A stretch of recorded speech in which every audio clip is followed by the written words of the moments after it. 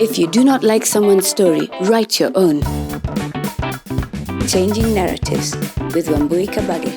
Hi everyone, this is Wambui Kabage back again. I want to discuss a very touchy and interesting topic that really I think is also very Kenyan in a cultural context, but is also a very dangerous situation. And that is essentially when a man decides to get married and he marries a woman under one of the three categories we talked about, being the monogamous marriage, okay?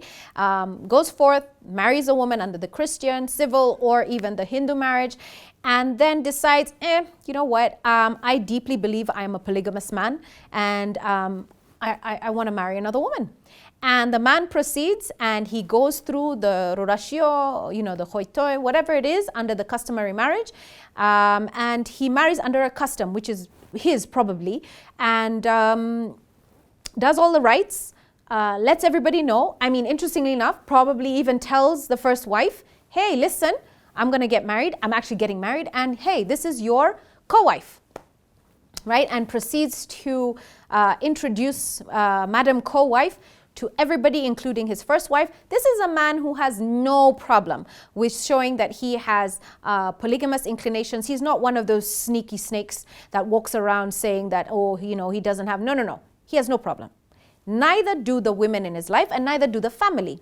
So everybody knows this is wife number 2. Put the brakes on right now. Oop. I'm sorry. This is what's going to happen. The reality of this relationship is this, and I'm sorry to tell you, but this is a totally invalid marriage. If you recall, we talked about this before, where we said that if you are married under a monogamous category of marriage, you cannot proceed to get into a polygamous relationship.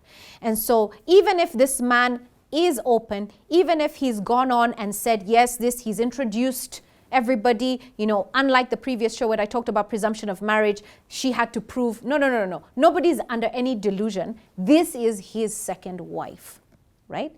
That's all in his head and all in everybody else's head, because the law has a different opinion. This is an invalid marriage. So what does that mean? It means at the end of everything, right, this relationship will not be recognized at all.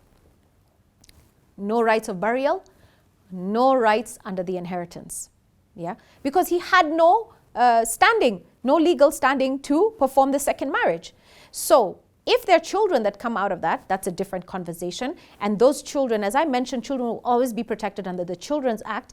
However, their protection is also very limited, yeah, within the context of dependency. How much were they being given, right? They may not even necessarily have rights in terms of inheritance, depending on how, it all plays out and whether you can have evidence, DNA evidence, many other factors. However, the law will protect children. That is a given under the Kenyan law.